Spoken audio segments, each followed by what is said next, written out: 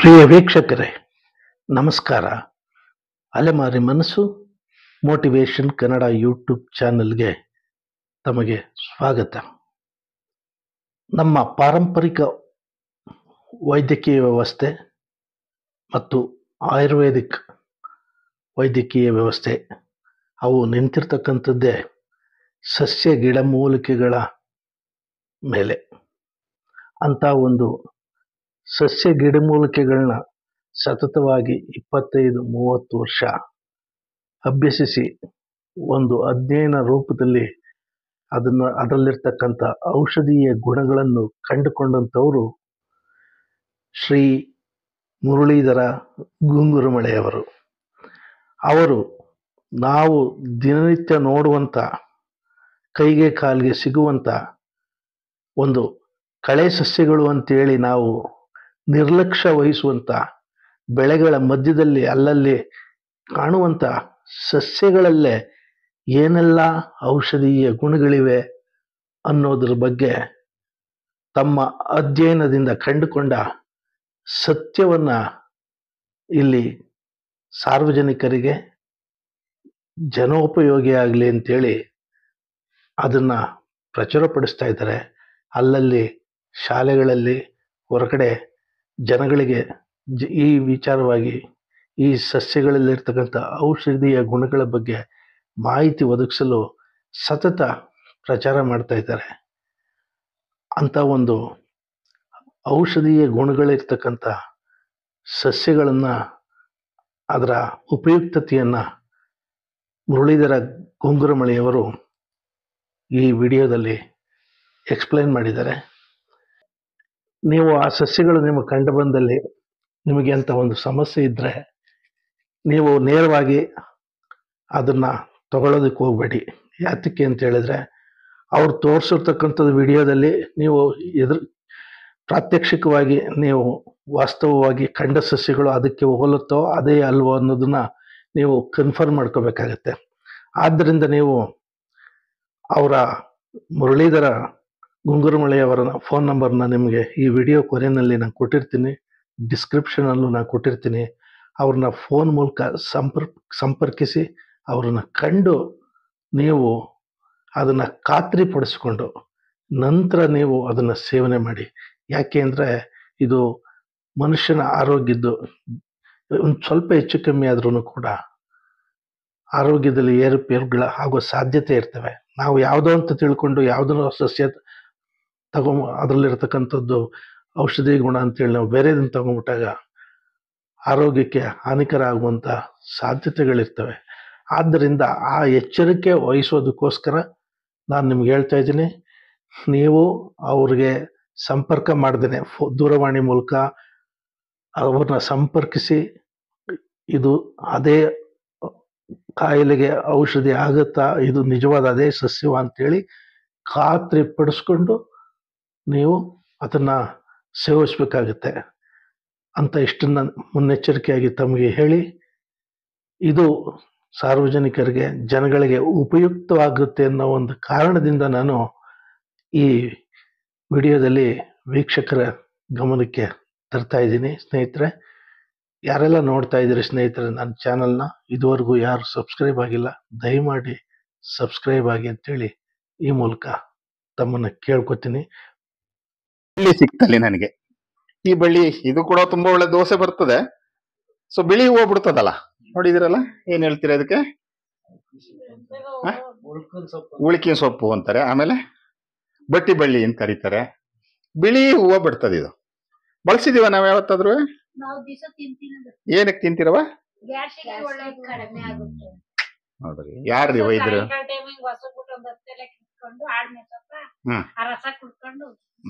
ಇಷ್ಟ ಚಂದ್ರಿಗೆ ಯಾಕೆ ಗೊತ್ತಿರ್ಲಿಲ್ಲ ನಮ್ಮೂರವ್ರಿಗೆ ಅಲ್ವಾ? ಸೊ ನೀವು ಇನ್ನೊಬ್ರಿಗೆ ಹೇಳ್ಬೇಕಲ್ವಾ? ನಾವು ಒಬ್ರೇ ಅನುಭವಿಸ್ತಾ ಇದ್ದೇವೆ. ಇದು ಸಮಸ್ಯೆ ಇರೋಂಥದ್ದು. ಗ್ಯಾಸ್ಟ್ರಿಕ್ ಹೋಯ್ತದೆ, ಎದೆ ಉರಿ ಹೋಯ್ತದೆ. ಸೊ ಇನ್ನೊಂದು ವಿಶೇಷವಾಗಿ ಇದನ್ನ ಬಟ್ಟಿ ಬಳ್ಳಿ ಅಂತ ಕರಿತೀವಿ ನಾವು. ಬಟ್ಟಿ ಬೀಳುತ್ತೆ ಗೊತ್ತಲ್ಲ? ಬಟ್ಟಿ ಬೀಳಿದ್ರೆ ಒಂದೊಂದ್ಸತಿ ಎದೆ ಸೇರ್ಕೊಂಡ್ಬಿಡುತ್ತೆ, ಹೌದಲ್ವಾ? ಎದೆ ಇಲ್ಲಿಂದ ಯಾವ್ದಾದ್ರು ಪಾರ್ಕ್ಸಿಲಿ ತಗ ಬರ್ತದ, ಎದೆ ಸೇರ್ಬಿಟ್ಟೈತಿ ಅಂತ ಹೇಳ್ತಾರೆ. ಆದ್ರೆ ಇಲ್ಲ ಚೂರು ನರ ಒಂಚೂರು ಇಲ್ಲಿಂದ ಇಲ್ಲಿ ಬಂದ್ರೆ ತಡ್ಕೊಳಕ್ ಆಗದಷ್ಟು ನೋವು. ಈ ಪಾರ್ಟ್ಸ್ ಯಾವ್ದಾರು ಬರ್ತದ? ಯಾವ್ದಾರ ಡಾಕ್ಟರ್ ಕೇಳಿದೀವ ನಾವು? ಏನೇ ಇದು ಅಂತೇಳಿ ಯಾರಾದ್ರೂ ಕೇಳಿದೇವಾ? ಇದು ನಮ್ಮ ಸಮಸ್ಯೆ, ನಾವು ಏನನ್ನೂ ಕೇಳ್ತಾ ಇಲ್ಲ. ಸೊ ಪಾರ್ಟ್ಸ್ ಯಾವ್ದು ಬರಲ್ಲ ಇಲ್ಲಿ. ಇದೇನಾಗತ್ತೆ ಅಂತ ಹೇಳಿದ್ರೆ, ಸೊ ಬೆಳಿಗ್ಗೆ 9 ಗಂಟೆ ಮೇಲೆ ಪಿತ್ತ ರೈಸ್ ಆಗ್ತಾ ಇರ್ತದೆ. ಇಲ್ಲಿ ನಮ್ಮ ಜಠರದಲ್ಲಿ ಗ್ಯಾಸ್ ಇದೆಯಲ್ಲ, ಗ್ಯಾಸ್ ರೈಸ್ ಆಗ್ತಾ ಇರ್ತದೆ. ನಾವೆಲ್ಲ ಕಡೆ ದಬಾಕ್ಬೇಕಲ್ಲ, ತುಂಬಾ ಏನೇನೋ ಕೆಲಸಗಳು ಬೆಳಗ್ಗೆ, ಅಯ್ಯೋ ಸಾಕಾಗುತ್ತೆ ಅಂತೇಳಿ ಊಟ ಮಾಡ್ತಾ ಇಲ್ಲ ನಾವು. ಬೆಳಿಗ್ಗೆ 8-8:15 ಒಳಗಡೆ ಊಟ ಮಾಡಿದ್ರೆ ಈ ತಿಂಡಿ ತಿಂದಿದ್ರೆ ಸಮಸ್ಯೆ ಆಗ್ತಿರ್ಲಿಲ್ಲ. ಸೊ 9 ಗಂಟೆ ಮೇಲೆ ತಿನ್ನೋದ್ರಿಂದ 9 ಗಂಟೆ ಮೇಲೆ ಏನಾಗುತ್ತೆ, ಗ್ಯಾಸ್ ರೈಸ್ ಆಗ್ತಾ ಇರುತ್ತೆ. ಅಂತ ಸಂದರ್ಭದಲ್ಲಿ ಸಡನ್ ಆಗಿ ಏನಾದ್ರೂ ಹಿಂಗ್ ವಸ್ತುಗಳನ್ನ ಮೇಲೆ ಎತ್ತಿದ್ರೆ ಈ ಗ್ಯಾಸ್ ಇದೆಯಲ್ಲ, ಇದು ಬಂದು ಅನ್ನನಾಳ ಸೇರ್ಕೊಳತ್ತೆ. ಸೊ ಇಲ್ಲಿ ಸೇರ್ಕಂತದ್ದಂಗೆ ಏನಾಯ್ತು, ಪಾಯಿಂಟ್ ಬಂದಂಗೆ ಆಗತ್ತೆ, ಹಿಡ್ಕೊಂಡಂಗೆ ಆಯ್ತದೆ, ಮುಖ ಬೇರೆ ಆದಂಗೆ ಆಗತ್ತೆ, ತಲೆ ಸುತ್ತಿದಂಗೆ ಆಗತ್ತೆ, ಏನೇನೋ ಆಗ್ತಾ ಇರ್ತದೆ. ಅಂದ್ರೆ ಆ ಗ್ಯಾಸ್ ರಿಲೀಸ್ ಆಗ್ಬೇಕು. ಆಗ್ಬೇಕು ಅಂತಂದ್ರೆ ನೀವು ಹೇಳಿದ್ರಲ್ಲಕ್ಕ, ಎಷ್ಟು ಸುಮ್ಮನೆ ಒಂದು 10 ಎಲೆ ಬಾಯಿಗೆ ಹಾಕೊಂಡ್ರೆ ಸಾಕು. ಕಹಿ ಇರಲ್ಲ, ಬೇಕಿದ್ರೆ ಬೇಕಾದ್ರೆ ನೀವು ಬೆಲ್ಲ ಸೇರಿಸ್ಕೊಳ್ಳಿ, ಗೊತ್ತಿಲ್ಲದವ್ರ ರುಚಿ ತುಂಬಾ ಚೆನ್ನಾಗಿರತ್ತೆ ತಿನ್ಲಿಕ್ಕೆ. ಸೊ ಇದನ್ನ ನಾವು ತಿಂತಾ ಇದ್ರೆ ಆ ಗ್ಯಾಸ್ ನ ರಿಲೀಸ್ ಮಾಡುತ್ತೆ. ಹೋಗಿ 2 ರೂಪಾಯಿ ಮಾತ್ರ ನುಂಗ್ತಾ ಇದ್ದಾವೆ. ಸೊ ಈ ಮಾತ್ರೆಗಳು ಎಷ್ಟೆಲ್ಲ ಸಮಸ್ಯೆ ಮಾಡ್ತಾ ಇದೆ ಅಂತ ನಾವು ಯೋಚನೆ ಮಾಡ್ತಾ ಇಲ್ಲ. ಸೊ ಇದು ಕೂಡ ತುಂಬಾ ಅತ್ಯಮೂಲ್ಯವಾದ ದೋಸೆ ಆಗ್ತದೆ. ಸೊ ನಾವು ಆಹಾರದಲ್ಲಿ ನಾವು ಇವೆಲ್ಲವನ್ನು ತಗೊಳ್ತಾ ಇದ್ರೆ, ಯಾಕೆ ನಾನು ಇಷ್ಟು ತೋರಿಸ್ತಾ ಇದ್ದೀನಿ ಅಂತ ಹೇಳಿದ್ರೆ, ದೇಹಕ್ಕೆ ಯಾವುದೋ ಒಂದು ಪೋಷಕಾಂಶ ಅಲ್ಲ ಬೇಕಾಗಿರೋದು, ಲಘು ಪೋಷಕಾಂಶಗಳು ಅಂತ ಹೇಳ್ತಾರೆ. ಸೊ ಮೈಕ್ರೋನ್ಯೂಟ್ರಿಯೆಂಟ್ಸ್ ಇದೆಯಲ್ಲ, ತುಂಬಾ ಬೇಕಿದೆ ನಮ್ಮ ದೇಹಗಳಿಗೆ. ಅದು ಯಾವುದೋ ಒಂದ್ರಲ್ಲಿ ಇರಲ್ಲ. ಸೊ ಬೇರೆ ಜಾತಿಯ ಸಸ್ಯಗಳಲ್ಲಿ ಅದು ಸಿಗ್ತಾ ಹೋಗುತ್ತೆ ನಮ್ಗೆ. ಸೊ ಇದನ್ನ ನಮ್ಮ ಆಹಾರದಲ್ಲಿ ನಾವು ಬಳಸ್ತಾ ಬಂತು ಅಂತ ಹೇಳಿದ್ರೆ, ಸೊ ನಮ್ಮ ಆರೋಗ್ಯನ ವೃದ್ಧಿಸ್ಕೊಳ್ಳಿಕ್ಕೆ ಸಾಧ್ಯ ಆಗ್ತದೆ. ಅದ್ರ ಜೊತೆಗೆ ಇನ್ನೊಂದು ವಿಶೇಷವಾಗಿ ಈ ಗಿಡ ಎಲ್ಲ ಕಡೆ ಬೆಳೀತದೆ, ನಿಮ್ಮಲ್ಲೂ ಇದೆ ಅಲ್ವಾ? ಏನಕ್ಕಾದ್ರೆ ಬಳಸಿದಿರನವ? ಉತ್ರಾಣಿಕೆ ಗಿಡ ಅಂತ ಕರಿತೀರಿ. ಏನ್ ಹೇಳ್ತೀರಿ, ನೀವೇನ್ ಹೇಳ್ತೀರಿ? ಗೊತ್ತಿಲ್ಲ, ಓಕೆ, ತೊಂದ್ರೆ ಇಲ್ಲ. ಗಂಡು ಉತ್ರಾಣಿ ಅಂತ ಕರಿತೀವಿ ನಾವು, ಕರಿ ಉತ್ರಾಣಿ ಅಂತ ಕರಿತೀವಿ, ಗಂಡು ಉತ್ರಾಣಿ ಅಂತ ಕರಿತೀವಿ. ಬಿಳಿ ನೀಲಿ ಹೂ ಬರ್ತದೆ, ಬಿಳಿದು ಬರುತ್ತೆ. ಇದ್ರಲ್ಲಿ 2-3 ವೆರೈಟಿಗಳಿದೆ. ಇದು ನೋಡಿ, ಈ ತರ ಬರ್ತದೆ ಹೂವ, ನೀಲಿ ಹೂವ ಎಲ್ಲ ಬರ್ತದೆ, ಹೌದಾ? ಸೊ ಇದು ಯಾವ್ದಾದ್ರು ಬಳಸಿದ್ದೇವೆ ನಾವು. ಇಲ್ಲಿ ನಾವು ಎಷ್ಟು ಜನ ಇಲ್ಲಿ ಎಷ್ಟು ಜನ ಬೆಳ್ಳಗೆ ಹೊಳೆಯುವಂತ ಕೆಟ್ಕೋಳಿ ತಿಂತಾ ಇದೀವಿ ನೋಡಿ, ಪ್ರಶ್ನೆನೇ ಅರ್ಥ ಆಗಲ್ಲ. ಪಾರಂ ಕೋಳಿ ಎಷ್ಟು ಜನ ತಿಂತೀವಿ? ಸೊ ಕೈ ಮೇಲ್ ಮಾಡಿ, ತೊಂದ್ರೆ ಇಲ್ಲ. ಏನ್ ದೇಶದಲ್ಲವ, ಇಲ್ಲಿರೋರು ಹೇಳವ, ಬೇರೆ ದೇಶದ ಬೇಡ ನಮ್ಗೆ ಅಲ್ವಾ? ಎಲ್ರು ಕೂಡ ನೋಡಿ, ನಾ ಫಸ್ಟ್ ಏನ್ ಹೇಳ್ದೆ, ಬೆಳ್ಳಗೆ ಹೊಳೆಯುವ ಕೆಟ್ಕೋಳಿ ಅಂತ ಹೇಳ್ದೆ. ಎಂತದ್ದು ಪಾರಂ ಬಾಯ್ಲರ್ ಅಂದ ಕೂಡಲೇ ನಮ್ಮ ತಲೆ ಒಳಗೆ ಫೀಡ್ ಆಗಿದೆ, ಹೌದಾ? ಸೊ ಒಂದು ನಮ್ಮ ನಾಟಿ ಕೋಳಿ ಇದೆಯಲ್ಲ, 1 kg ಕೋಳಿ ಬರ್ಬೇಕಂದ್ರೆ ಎಷ್ಟು ದಿನ ಆಗ್ಬೇಕು? ಕಡಿಮೆ ಅಂದ್ರೆ 8 ತಿಂಗಳಿಂದ 1 ವರ್ಷ ತನಕ ಬೇಕು 1 kg ಬೆಳಿಲಿಕ್ಕೆ. ಸೊ ನಿಮ್ದು ಪಾರಮ್ದು 42 ದಿನಕ್ಕೆ, ಕೆಲವು ಈಗ 36 ಆಗಿದೆಯಾ? 42 ಇಟ್ಕೊಂಡಿದೀನಿ ನಾನು. 2 kg ಶುರು ಆಯ್ತು. ಅದು ಮಾಂಸನ? ಅದು ಯಾವತ್ತಾದ್ರು ಪ್ರಶ್ನೆ ಮಾಡಿದೀವ ನಾವು? ಇಲ್ಲ, ನೆಂಟರು ಬಂದವ್ರ ಕಳ ಅವಲ್ಲ, ಗೊತ್ತಿದೆ ಅದು ಸರಿ ಇಲ್ಲ ಅಂತ, ಆದ್ರೂ ತಿಂತೀವಿ. ನಾಟಿನೇ ತಿನ್ನಲ್ಲ, ಕೆಲವರು ಅದನ್ನೇ ತಿನ್ನಲ್ಲ ಅಲ್ವಾ? ನಾಟಿನೇ ಚೆನ್ನಾಗಿರಕಲ್ಲ. ಈಗಿನ ಮಕ್ಕಳು ಮಾಂಸ ತಿನ್ನೋದಿಲ್ಲ ಸರ್, ಇದೆ ಕೋಳಿನೇ ತಿನ್ನೋದು, ಬ್ರಾಯ್ಲರ್. ಹೌದಾ? ಸೊ ಅದು 35 ದಿವಸಕ್ಕೆ 40 ದಿವಸಕ್ಕೆ 2-3 kg ಬರ್ತದೆ ಅಂತ ಹೇಳಿದ್ರೆ, ಆ ತಿನ್ನುವ ಆಹಾರ ಇದೆಯಲ್ಲ ನಮ್ಮಲ್ಲಿ ಡೈಜೆಸ್ಟ್ ಆಗ್ತಾ ಇಲ್ಲ. ಸೊ ಮೇಜರ್ ಆಗಿ ನೋಡಿ, ನಿಮ್ಗೆ ಕೆಳಗಡೆ ಕಾಯಿಲೆ ಶುರುವಾಗಿರ್ತದಲ್ಲ, ಪೈಲ್ಸ್ಗೆ ಯಾಕೆ ಕಾರಣ ಆಗ್ತಾ ಇದೆ? ದೊಡ್ಡ ಸಮಸ್ಯೆ ಇರುವಂತದ್ದು ಪೈಲ್ಸ್ಗೆ ಕಾರಣ ಇರುವಂತದ್ದು. ಯಾಕಂದ್ರೆ ಎಕ್ಸಸ್ ಆಫ್ ಹೀಟ್, ಅದು ಒಂದು ಡೈಜೆಸ್ಟ್ ಆಗಲ್ಲ, ಫುಡ್ ಡೈಜೆಸ್ಟ್ ಆಗ್ತಾ ಇಲ್ಲ, ಹೋಗಿ ನಮ್ಮ ಗುದದ್ವಾರದಲ್ಲಿ ಕೂತ್ಕೊಂಡು ಕೊಳಿತಾ ಬೇರೆ ಬಿಟ್ಕೊಂಡು ಕೂತ್ಕೊತಾ ಇದೆ. ಸೊ ಅಂತವ್ರು ಯಾರಾದ್ರೂ ಇದ್ದೀರಾ? ದಯಮಾಡಿ ಅವ್ರು ಇದ್ರೆ ಸುಮಾರು 1 ಗಂಟೆ ಒಳಗಡೆ ನಿಮ್ಗೆ ರಿಸಲ್ಟ್ ಕೊಡುತ್ತೆ. 1 ಗಂಟೆಲಿ ಎಷ್ಟು ಏನಿಲ್ಲ, ಹಿಂಗೆ ಕುಡಿ ಇದೆಯಲ್ಲ, 5-6 ಕುಡಿ ಹಿಂಗೆ ಸೊಪ್ಪನ್ನು ಸೇರಿಸ್ಕೊಂಡು 4 ಎಲೆ ಬರ್ತದೆ. ಸೊ 4-5 ಕುಡಿ ಇದನ್ನ ಜಸ್ಟ್ ತಿಂದ್ರೆ ಸಾಕು, 1 ಗಂಟೆ ಒಳಗೆ ನಿಮ್ಗೆ ರಿಸಲ್ಟ್ ಸಿಗತ್ತೆ. ಏನ್ ರಿಸಲ್ಟು ಗೊತ್ತಲ್ಲ, ಅವ್ದಾಗಿರೋರು ಕೂತ್ಕೊಳಕ್ ಆಗಲ್ಲ ಅವ್ರಿಗೆ, ಅಲ್ಲಿಗೆ ಮೇಲೆ ಬಿಗಿಯಾಗಿ. ಸೊ ಅಷ್ಟು ಬೆಂಕಿ ಆಗ್ತಿರುತ್ತೆ, ಯಾಕಂದ್ರೆ ಅನುಭವಿಸಿರ್ತಾರೆ ತುಂಬಾ ಜನ. ಇದನ್ನ ತಿನ್ಸಿದ್ರೆ 1 ಗಂಟೆ ಒಳಗಡೆ ಫಸ್ಟ್ ಬಾಡಿನ ತಣ್ಣಗೆ ಮಾಡುತ್ತೆ, ಕೂಲ್ ಮಾಡುತ್ತೆ. ಸೊ ನೀವು ಎಲ್ಲಿ ಬೇಕಾದ್ರೂ ಕೂತ್ಕೋಬಹುದು. ನಾನು ಅದಕ್ಕೆ ಎಲ್ಲರೂ ಕೇಳ್ತಿರ್ತೀನಿ, ಯಾರಾದ್ರೂ ಇದ್ರೆ ನಾಚ್ಕೋಬೇಡಿ, ಕಾಯಿಲೆ ಕಳ್ಕೊಳಕ್ ನಾಚಿಕೆ ಅಂತದೋ ತಿನ್ನಿ ಇದ ಅಂತ ಹೇಳ್ತಿರ್ತೀನಿ. ಸೊ 1 ಗಂಟೆ ಒಳಗೆ ಕೂಲ್ ಆಗ್ತದೆ. ಸೊ ನಿಮ್ಗೆ ನಿಜವಾಗ್ಲೂ ಯಾರಿಗಾದ್ರೂ ಪೈಲ್ಸ್ ಇದೆ, ಈಗ ಡಾಕ್ಟರ್ ಹೋದ ತಕ್ಷಣ ಆಪರೇಷನ್ ಮಾಡಲ್ಲ ಅವನು. ಸೊ 1 ವಾರ ಮಾತ್ರೆ ಕೊಟ್ಟು ಕಳಿಸ್ತಾನೆ, ಹೌದಾ? ಮಾತ್ರೆ ಶಿರಾಪ ಏನೇನೋ ಕೊಟ್ಟು ಕಳಿಸ್ತಾನೆ. ಆ 1 ವಾರ ನಿಮ್ಗೆ ಹೇಳ್ತಾನಲ್ವಾ ಆಪರೇಷನ್ ಬನ್ನಿ ಅಂತ, ನೀವೇನು ಮಾಡಿ ಮನೆಗೆ ಬಂದು ಬೆಳಗ್ಗೆ ಎದ್ದ ತಕ್ಷಣ ಖಾಲಿ ಹೊಟ್ಟೆಗೆ 4 ಕುಡಿ, 4 ರಿಂದ 5 ಕುಡಿ ಜಕ್ಕಂತೀನಿ. ಏನು ಕಹಿ ಏನಿರಲ್ಲ, ಜಕ್ಕಂತೀನಿ. ಮ್ಯಾಕ್ಸಿಮಮ್ ನೀರು ಕುಡಿ, ಎಷ್ಟು ಸಾಧ್ಯ ಆಗುತ್ತೆ ಬೆಳಗ್ಗೆ ಟೈಮಲ್ಲಿ ನೀರು ಕುಡೀರಿ. ಸೊ ಕೆಲವರಿಗೆ 3 ದಿನಕ್ಕೆ ಬೇರ್ ಸಮೇತ ಹೋಗ್ತದೆ, ಕೆಲವರಿಗೆ 9 ದಿನ ತಗೊಳುತ್ತೆ. ಬೇರೆ ಹೊರಟೋಗುತ್ತೆ ಸರ್, ಬೇರ್ ಸಮೇತನೇ ಕಿತ್ತೋಗುತ್ತೆ. ಮೂಲವ್ಯಾಧಿ ಏನಿದೆಯಲ್ಲ, ಮೂಲದಿಂದ ತೆಗೆಯುವಂತ ಅತ್ಯಮೂಲ್ಯವಾದ ಒಂದು ಫುಡ್ ಇದು. ಕರಿ ಉತ್ರಾಣಿ, ಗಂಡು ಉತ್ರಾಣಿ. ಸೊ ಇದನ್ನ ನಮ್ಮ ವಯ ಮಾಡಲು ಸೊಪ್ಪು ತರಿಬೇಕಾರೆ ಇವೆಲ್ಲವೂ ಆ ಸೊಪ್ಪುಗಳು ಅದ್ರೊಳಗೆ ಹಿಂಗೆ ಹಾಕಿ ಮಿಕ್ಸ್ ಆಗೋದು. ಬೆರ್ಕೆ ಸೊಪ್ಪಿನ ಸಾರು ಚಂದ ನೋಡಿ, ಎಷ್ಟು ನಗು ಬಂದ್ಬಿಡ್ತು. ಮುಂದಿನ ಹೇಳಿಲ್ಲ ನಾನು, ಯಾಕೆಂದ್ರೆ ಇಲ್ಲ ತಪ್ಪಲ್ಲ. ಸರಿ, ಅದೇನ್ ಗೊತ್ತಾ, ನಮ್ಮನ್ನೆಲ್ಲ ತಪ್ಪು ಮಾರ್ಗಕ್ಕೆ ಕಳೆದಿದ್ದಾರೆ. ನಾವ್ ಇನ್ನೂ ಅಲ್ಲೇ ಇದ್ದೇವೆ. ನಾವು ಅದಕ್ಕೆ ಹೇಳ್ತಾ ಇರೋದು ಆಚೆ ಬನ್ನಿ ಅಂತ ಯಾಕೆ ಹೇಳ್ತಾ ಇದೀನಿ ಅಂತ ಹೇಳಿದ್ರೆ, ಬೆರ್ಕೆ ಸೊಪ್ಪಿನ ಸಾರ್ ಚಂದ್ರ ಅಂತಂದ್ರೆ ಎಲ್ಲ ತರದ ಸೊಪ್ಪುಗಳು ಬಿದ್ದಾಗ ಬೇರೆ ಬೇರೆ ರುಚಿಗಳು ಇನ್ನೊಂದು ರುಚಿಯನ್ನ ಕೊಡ್ತದೆ. ಸೊ ಬೆರ್ಕೆ ಬಿದ್ದ ಮಕ್ಕಳು ಅಂದ ತಕ್ಷಣ ನೀವು ನಗ್ತಾ ಇದ್ರಲ್ಲ, ಖಂಡಿತ ಅದು ಯಾಕೆ ಅಂತ ಹೇಳಿದ್ರೆ, ಹಿಂದೆ ಯಾರು ಒಬ್ಬೊಬ್ರು ಇಬ್ಬಿಬ್ರು ಇರ್ತಿರ್ಲಿಲ್ಲ ಮನೆಯಲ್ಲಿ. ಒಂದು ಮನೆ ಅಂತ ಹೇಳಿದ್ರೆ 30 ರಿಂದ 40 ಜನ ಇರ್ತಾ ಇದ್ರು ಮನೆಯಲ್ಲಿ, ಹೌದಾ? ಆ ಎಲ್ಲರ ಜೊತೆ ಮಗು ಬೆರಕೆ ಬಿದ್ದಿರೋದು ಅಂದ್ರೆ ಎಲ್ಲ ವಿಷಯಗಳನ್ನ ತಿಳ್ಕೊಳ್ತಾ ಇರೋದು. ಚಿಕ್ಕವ್ವ, ಚಿಕ್ಕಮ್ಮ, ಅತ್ತೆ, ಎಂತ ಮನೇಲಿ ದೊಡ್ಡವ್ವ, ಎಲ್ಲರ ಜೊತೆನು, ಹೌದಾ? ಆ ಎಲ್ಲ ವಿಷಯಗಳನ್ನ ಗ್ರಹಿಸ್ಕೊಂಡು ಆ ಮಗು ಬೆಳೀತಾ ಇತ್ತು. ಇದನ್ನ ನಾವು ಅರ್ಥ ಮಾಡಿಸ್ಲಿಲ್ಲ. ನಾವು ಕಿಸಿ ಅನ್ನೋದಕ್ಕೆ ನಾವು ಅರ್ಥ ಮಾಡಿಸಿ ನಿಲ್ಸಿದ್ದೇವೆ. ದಯಮಾಡಿ ಖಂಡಿತವಾಗಿ ನೀವು ಮಾತಾಡ್ಬೇಕಾದ್ರೆ ಸರಿಯಾಗಿ ಅವ್ರಿಗೆ ಹೇಳ್ಬೇಕಿದೆ ನಾವು. ಸೊ ಬೆರ್ಕೆ ಸೊಪ್ಪಿನ ಸಾರ್ ಚಂದ, ಬೆರ್ಕೆ ಬಿದ್ದ ಬೆಕ್ಕಳು ಚಂದ ಅಂತಂದ್ರೆ ಸೊ ಇದು ನಿಜವಾದ ಅರ್ಥ ಇರೋಂಥದ್ದು, ಹೌದಾ? ಸೊ ಇದನ್ನ ನೀವು ನಮ್ಮ ಆಹಾರದಲ್ಲಿ ಬಳಸ್ತಾ ಹೋಗಿ. 4 ಕುಡಿ ಯಾವ್ದು ನೀವು ಹೋಗಿ ನಮ್ಮ ಮನೆಯವರು ಅದೇ ಕೆಲಸ, ಅವ್ರಿಗೆ ಏನಿಲ್ಲ ಬೇರೆ ಕೆಲಸ. ಸಂಭ್ರಮ ಮಾಡ್ಬೇಕಾ, ಸುಮ್ಮನೆ ಮನೆ ಹಿಂದ್ಗಡೆ ಈಗ ಸುತ್ತಾಡ್ಕೊಂಡ್ ಬರ್ತಾರೆ. ಎಲ್ಲ ಲಾಂಟನನ್ನು ತಂಬತ್ತಾರೆ, ರೋಜಾ ಸೊಪ್ಪು 4 ಕುಡಿ ಅದ್ರೊಳಗೆ ಹಾಕ್ತಾರೆ.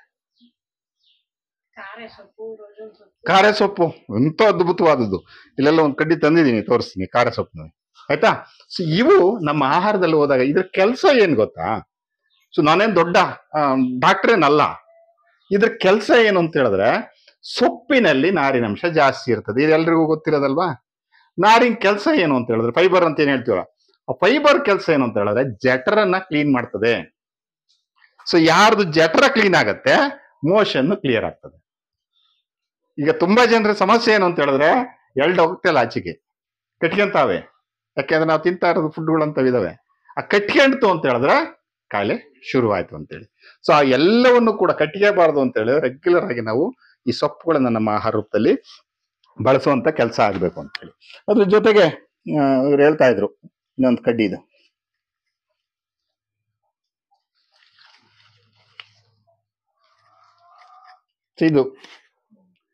ಇದು ನಾವೆಲ್ಲ ಈಗಲೇ ಹೇಳಿದ್ರಲ್ಲ, ಇದು ಉತ್ತರಾಣಿ. ಸೊ ಇದು ಕೂಡ ನೀವೇನ್ ಹೇಳಿದ್ನಲ್ಲ ನಾನು, ಆ ಸೊಪ್ಪಿನ ಕೆಲಸನ ಮಾಡ್ತದೆ.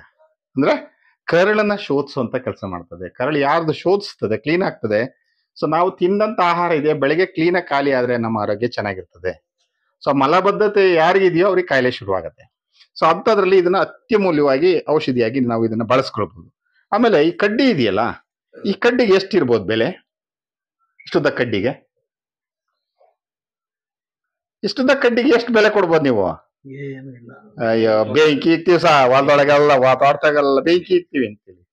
ಸೊ ನಾವ್ ಇಲ್ಲಿರೋರೆಲ್ಲರೂ ಕುಲ್ಗೆಟ್ಟದ್ರಲ್ಲಿ ಉಜ್ತೀವಲ್ವಾ? ಅಲ್ಲೂ ಎಲ್ರು ಕುಲ್ಗೆಟ್ಟದ್ರಲ್ಲೇ ಉಜ್ತೀವಿ. ಅಣ್ಣ ನೀನು ಕುಲ್ಗೆಟ್ಟದ್ರಲ್ಲೇ ಉಜ್ತೀಯಲ್ಲ ಸರ್? ನೀವು ಕುಲ್ಗೆಟ್ಟದ್ರಲ್ಲೇ ಉಜ್ತೀರಲ್ಲ? ಎಲ್ರೂ ಒಪ್ಕೊಳ್ತಾ ಇದಾರೆ. ನಾನು ಎಷ್ಟನೇ ಸಲ ಕೇಳಿದ್ದು? 4 ಸಲ ಕೇಳಿದೆ. ಕೂಲ್ಗೆಟ್ಟದ್ರಲ್ಲಿ ಉಜ್ತಾ ಇದ್ದೀರಾ ಅಂತ ಕೇಳಿದ್ರು. ಹೂ ಅಂತ ಹೇಳ್ತಾ ಇದ್ರ ನೀವು. ನಾನು ಕೋಲ್ಗೇಟ್ ಹೇಳಲಿಲ್ಲ. ಸೊ ಯಾಕೆ ಹೇಳಲಿಲ್ಲ ಹೇಳಿದ್ರೆ, ಸೊ ನಮ್ಗೆ ಈ ಕುಲಗೆಟ್ಟುಗಳು ಬಂದ ಮೇಲೆ ಸೊ ನಮ್ಮ ಹಲ್ಲುಗಳು ಹಾಳಾಯ್ತಾ ಹೋಯ್ತು. ಒಪ್ಕೊಳ್ತೀರಾ ಇದನ್ನ? ಸೊ ನೀವು ಸುಮ್ಮನೆ ಗಮನಿಸಿ, ಮೆಡಿಕಲ್ಗಳು ಜಾಸ್ತಿ ಆಯ್ತು, ಡೆಂಟಲ್ ಕಾಲೇಜ್ಗಳು ಜಾಸ್ತಿ ಆಯ್ತು, ಡೆಂಟಲ್ ಡಾಕ್ಟರ್ಗಳು, ದಂತ ಚಿಕಿತ್ಸಾಲಯಗಳು ಜಾಸ್ತಿ ಆಯ್ತು. ಸೊ ಯಾವಾಗಿಂದ ಕುಲ್ಗೆಟ್ಟನ್ನ ಬಳಸಕ್ ಶುರು ಮಾಡಿದ್ರಿಂದ. ಒಪ್ಕೊಳ್ತೀರಾ ಇದನ್ನ? ಈಗ ಮತ್ತೆ ಇನ್ನೊಂದು ಸ್ಟೆಪ್ ಮುಂದೋಗಿದ್ದಾರೆ ಅವರು. ಏನಿ ಅಂತ ಹೇಳಿದ್ರೆ, ಇದರಲ್ಲಿ ಉಪ್ಪಿದೆಯೇ, ಇದರಲ್ಲಿ ಇದ್ದಿಲಿದೆಯೇ, ನಮ್ಮ ಮೌ ತಿಕ್ತಿದ್ದು ಇನ್ಯಾವುದು, ಮಟಕರ್ಕೆ ಅಲ್ವನವ, ಉಪ್ಪಲ್ಲಿ ಅಲ್ವನವ. ಅವಳು ಸಾಯತಕ ಬದುಕಿದ್ಲು, ಸಾಯತಕ ಅಲ್ಲು, ಅವಳು ಸತ್ತಾಗಲೂ ಅಲ್ಲಿದ್ವು. ನಮ್ಮವೀಗ ಯಾವ ಸ್ಥಿತಿಗೆ ಬಂದಿದೆ ನಮ್ಮ ಹಲ್ಲುಗಳ ಸ್ಥಿತಿ? ಒಪ್ಕೊಳ್ತೀರಾ ಇದನ್ನ? ನೋಡಿ ಎಷ್ಟು ಚೆನ್ನಾಗಿ ನಮ್ಮ ಜಾಹೀರಾತುಗಳಲ್ಲಿ, ಮೂರ್ಖ ಪೆಟ್ಟಿಗಳಲ್ಲಿ ಹೇಳ್ತಾರೆ, ನಮ್ಮ ಅವ್ವ ಇದ್ಲಲ್ಲಿ ಉಜ್ಜಬೇಕಾರೆ ಯಥಾ ಮಸಿಲು ಇತ್ತಾಳೆ ತಗಳೆ ಇದ ಒಂದು ಅಂತಿದೀವಲ್ವಾ. ಆದ್ರೆ ಇವತ್ತು ಎಲ್ಲಿಗೆ ಬಂದಿದೆ? ಸೊ ಒಂದು ಕಡ್ಡಿಯ ಬೆಲೆ 80 ರಿಂದ 100 ರೂಪಾಯಿಗೆ ಮಾರಾಟ ಮಾಡ್ತಾ ಇದಾರೆ.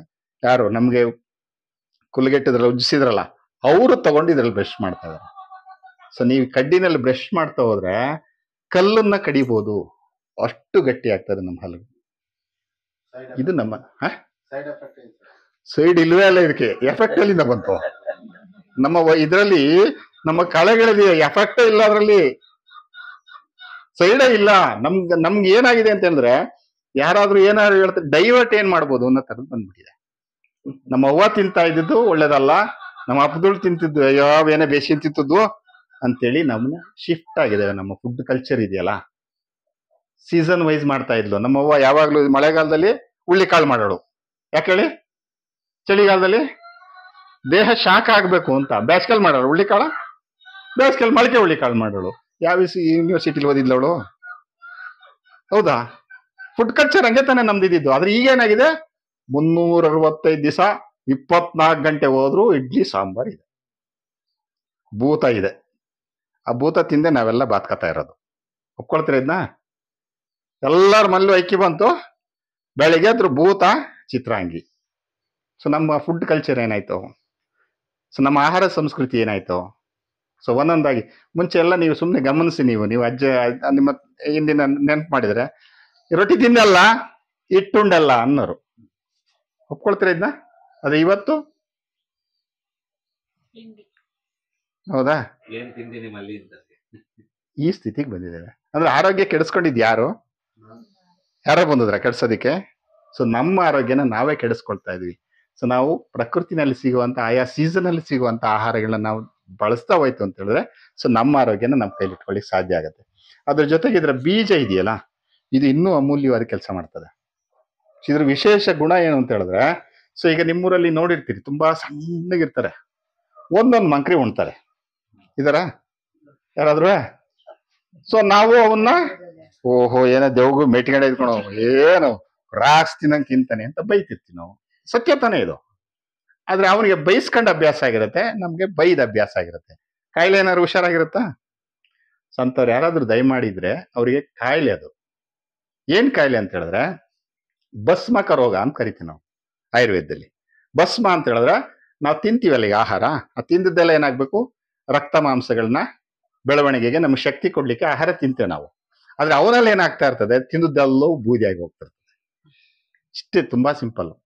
ಸೊ ಥರದ್ರ ದಯಮಾಡಿ ಯಾರಾದ್ರೂ ಎತ್ತು ಹೇಳಿದ್ರೆ, ಸೊ ಇದ್ರ ಬೀಜ ಬರ್ತದೆ ಚೆನ್ನಾಗಿ ಉದ್ದ ಬೆಳೆದಾಗ, ಉಜ್ಜಿದ್ರೆ ಸಣ್ಣ ಜೀರಿಗೆ ಕಾಳ್ತಾ ಇರ್ತದೆ. ಒಂದು ಇಡೀ ಬೀಜನ ಚೆನ್ನಾಗಿ ಬೇಯಿಸಿ ಸ್ವಲ್ಪ ಅದಕ್ಕೆ ಇದನ್ನ ಹಾಕಿ, ಬೆಲ್ಲ ಹಾಕಿ ಪಾಯಸ ಮಾಡಿ ದಿನ ಬಿಟ್ಟು ದಿನ 1-3 ದಿನ ಕುಡಿ.